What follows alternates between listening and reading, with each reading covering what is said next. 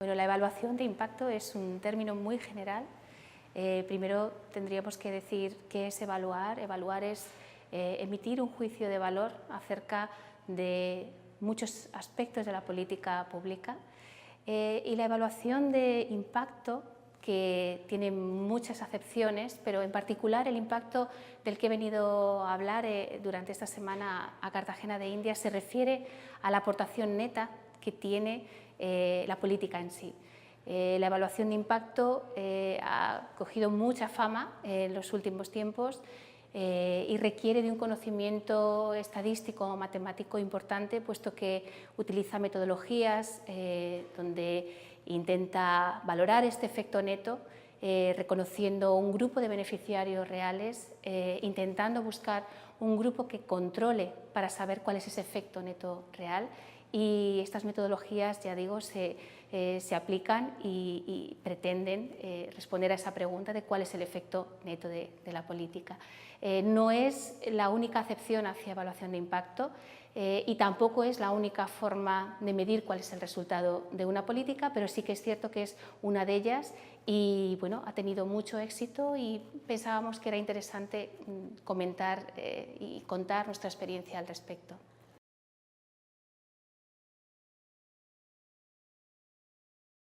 Bueno, las ventajas fundamentales es que permiten valorar ese efecto neto.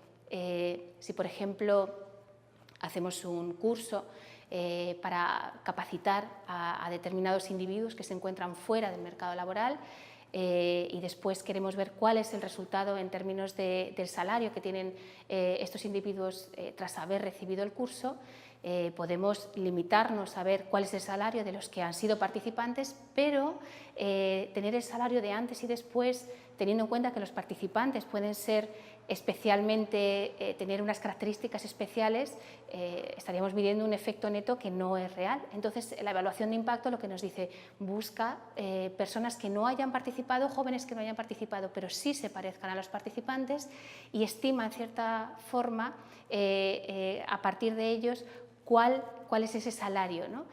Bueno, esa diferencia nos estaría diciendo cuál es el efecto neto de la política. La idea es busca un clon del que ha participado y de esta forma vas a poder valorar cuál es la diferencia en el resultado que quieres analizar.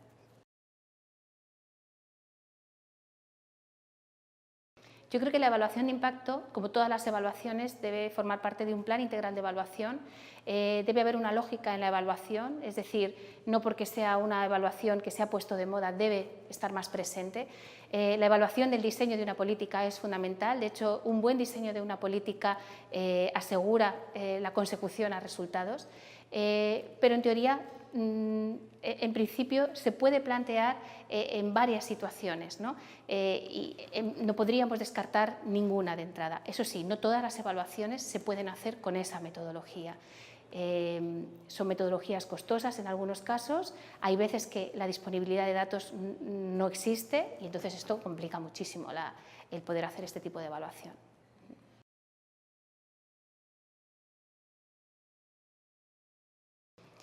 Mi sensación es que la evaluación en Latinoamérica está muy influenciada por el hecho de que ha habido varios organismos internacionales, son varios los que están financiando determinados planes y políticas y con esa mentalidad anglosajona, que son los principales financiadores, se pretende evaluar y saber qué resultados se han obtenido con la política.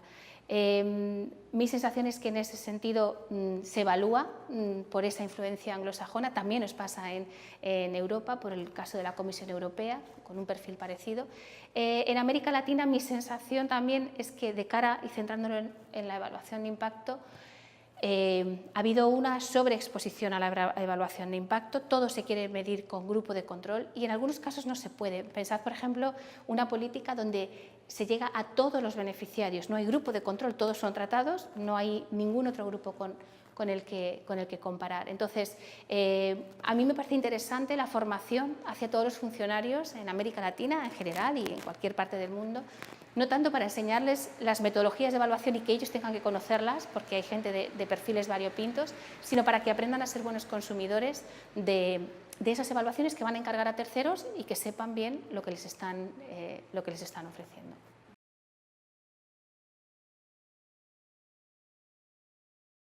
Tengo un ejemplo de buenas prácticas en el caso de Europa.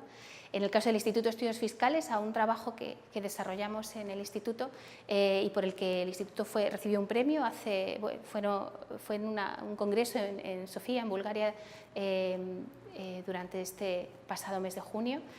Y es un premio a las buenas prácticas porque hicimos una evaluación del impacto que tenían las ayudas FEDER a la I+D+I, y creo que el éxito está, además de hacer el trabajo, en la cooperación entre los organismos, porque para hacer ese trabajo en el que se intentaba responder cómo había afectado el impacto de esa inversión FEDER a las empresas, pensad que es una pregunta para todas las empresas en España, y no podríamos haber hecho el trabajo sin la comunicación entre la Dirección General de Fondos Comunitarios, que eran los que presentaban el fichero de beneficiarios, y luego todo un panel de innovación y tecnología que tiene el Instituto Nacional de Estadística. Entonces nosotros hemos hecho el trabajo, pero ellos han fusionado los datos para que nosotros podamos hacer ese trabajo. Entonces creo que es un ejemplo de buenas prácticas, porque si, permitidme la expresión, jugamos a planificar y a evaluar resultados, desde arriba deben verse estas buenas prácticas para que organismos que producen datos contextuales, como son los institutos de estadística, participen en ejercicios como este.